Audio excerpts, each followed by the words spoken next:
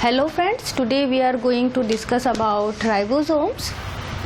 The term the ribosomes was first discovered by George Emil Palade. Now some terms which are used for ribosomes, that ribosomes are called as the protein factory of the cell. Ribosomes को protein की factory भी कहा जाता है.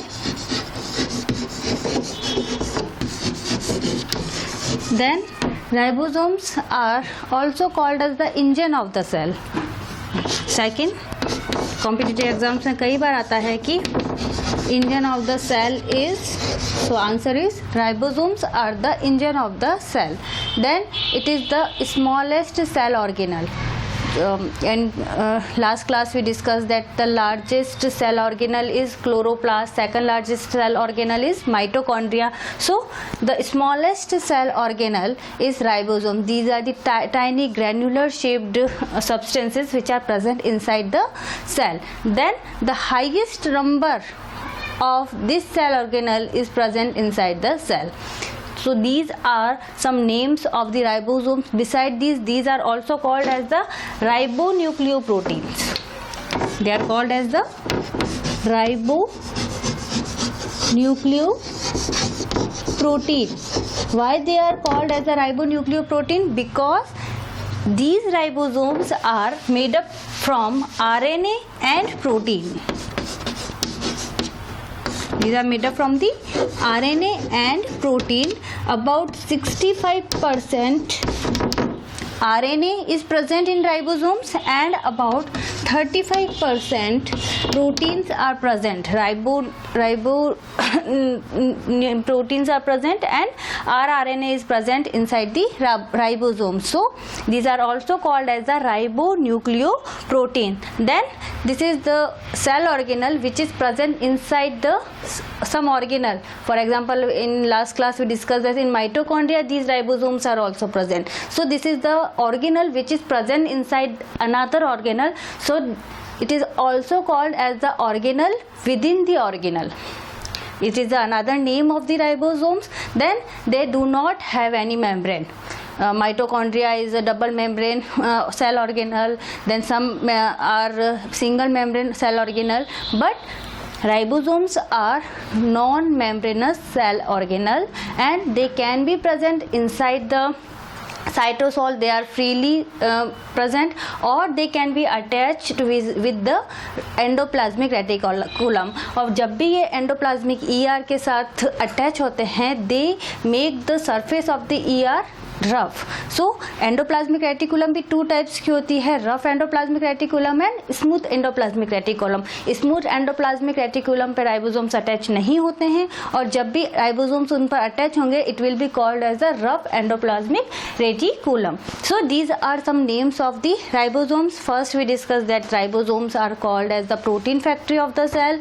दे are the also called as the engine of the cell. Ribosomes have highest number present inside the cell, which highest number cell organelle. Then they are smallest cell organelle within the organelle. They do not have any membrane. They are also called as the ribonucleoprotein because they are made up from the RNA as well as proteins. Now types of the ribosomes. So ribosomes can be divided into two types.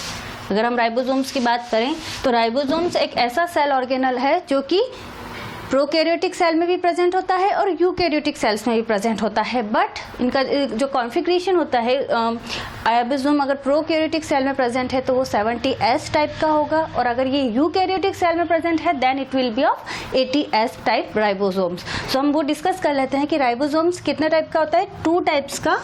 First is 70S ribosome and second is 80S ribosomes. 70S ribosomes is present in the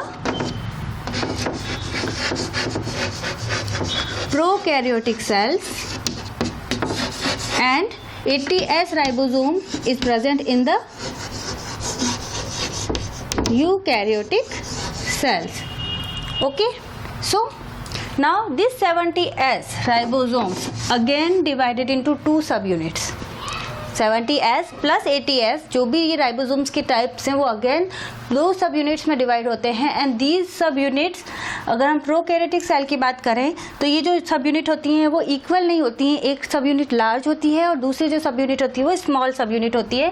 तो just एक अगर मैं diagram बनाती हूँ तो this is the large सब unit of ribosomes, और इससे इसकी जो स्मॉल सब यूनिट होती है वो इसके नीचे स्मॉल सब यूनिट। अगर हम 70S राइबोसोम्स की बात करें तो ये 2 यूनिट्स में डिवाइड होता है, इट इज़ 50S, और जो नीचे वाला पार्ट होता है इसका वो होता है 30S। यहाँ जो S है दैट इज़ अ स्वेदबर्ग सब यूनिट है, इसकी स्वेदबर्ग सब यूनिट, या फिर हम इसे सेडिमेंटेशन कोफिशिएंट भी कह सकते हैं। इसको जनरली सेडिमेंटेशन रेट को मेज़र करने के लिए इसका यूज़ किया जाता है by the process of centrifugation के थ्रू इसका सेडिमेंटेशन रेट को मेज़र किया जाता है। सो ये जो है स्वेदबर्ग यूनिट या सेडिमेंटेशन कोफिशिएंट है। नाउ जब हम बात करते हैं कि जब इन दोनों यूनिट जो हैं, जो कि अगेन 2 पार्ट्स में डिवाइड होती हैं 50S एंड 30S, और अगर हम यूकैरियोट्स की बात करें तो ये जो 2 सब यूनिट हैं, लार्जर सब यूनिट 60S और इसकी जो स्मॉलर सब यूनिट होती है वो है 40S। सो अगर हम दोनों को ऐड करें 50 plus 30 it is 80S, but it is 70S which is present inside the prokaryotic cell. तो ऐसा क्यों होता है? क्योंकि जब भी राइबोसोम्स की दोनों सब यूनिट्स आपस में अटैच होती हैं, दे ओवरलैप विद ईच अदर, दोनों की ओवरलैपिंग होती है, और ओवरलैपिंग की वजह से क्या होता है, कुछ जो इसका जो नंबर है वो थोड़ा सा, इसका जो क्वांटिटी है वो थोड़ा डिक्रीज हो जाता है, और इसको हम क्या बोलते हैं फिर 70S। It will B not 80S and it will B not 100S, it will B 80S, और प्रोकैरियोट में ही 70S का पाया जाएगा। तभी एक टर्म भी यूज होती है राइबोसोम से रिलेटेड, पॉलीसोम्स। तो पॉलीसोम्स क्या होते हैं? जब भी प्रोटीन सिंथेसिस होता है तो प्रोटीन सिंथेसिस से पहले अगर प्रोटीन सिंथेसिस नहीं हो रहा है तो उस कंडीशन में राइबोसोम्स की दोनों सब यूनिट एक दूसरे से अटैच नहीं होती हैं। उस कंडीशन में both the subunits are not attach with each other, दोनों अलग अलग सब यूनिट होती है। और हमेशा जब भी प्रोटीन सिंथेसिस होगा mRNA जो है वो राइबोसोम्स की स्मॉल सब यूनिट से आकर अटैच होता है पहले। तो जैसे ही प्रोटीन सिंथेसिस होगा उस कंडीशन में अगर सेल में मैग्नीशियम आयंस की कंसंट्रेशन ज़्यादा है, if Mg2+ is greater, at that condition what will happen, both the ribosomes unit will be overlap with each other। अगर Mg2+ की कंसंट्रेशन अगेन कम होगी सेल में, उस कंडीशन में ये दोनों वापस डिटैच हो जाएंगे। तो क्या होता है, जैसे ही प्रोटीन सिंथेसिस की प्रोसेस होगी और तो एक पूरी चेन बन जाती है, उस चेन में mRNA से जैसे ही स्मॉल सब यूनिट का कॉन्टैक्ट में आती है, then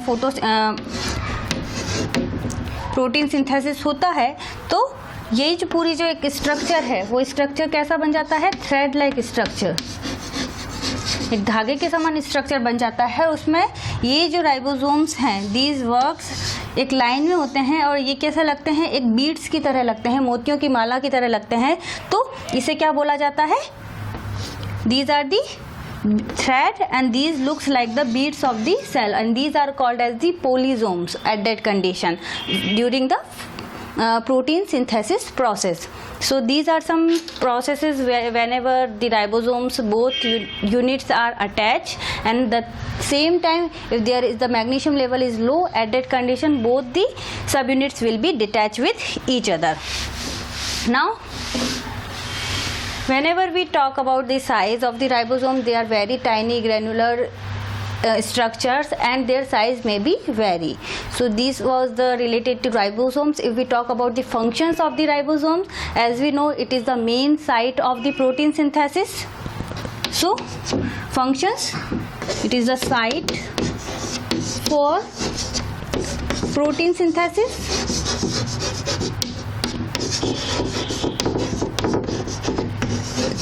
Then it is the site for the energy for the protein synthesis. So for the energy it is very useful, and It is the control center of the cell.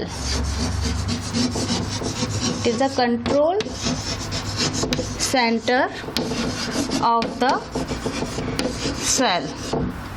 It provides enzymes for the protein synthesis also.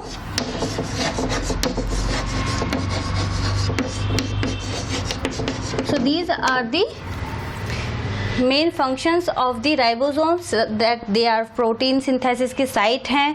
For protein synthesis के लिए enzymes जो हैं वो भी ribosomes के द्वारा ही provide किए जाते हैं. And this is the control centre of the cell. So these are some functions of the ribosomes. In next class we will discuss about the other cell organelle of the cell. Thank you.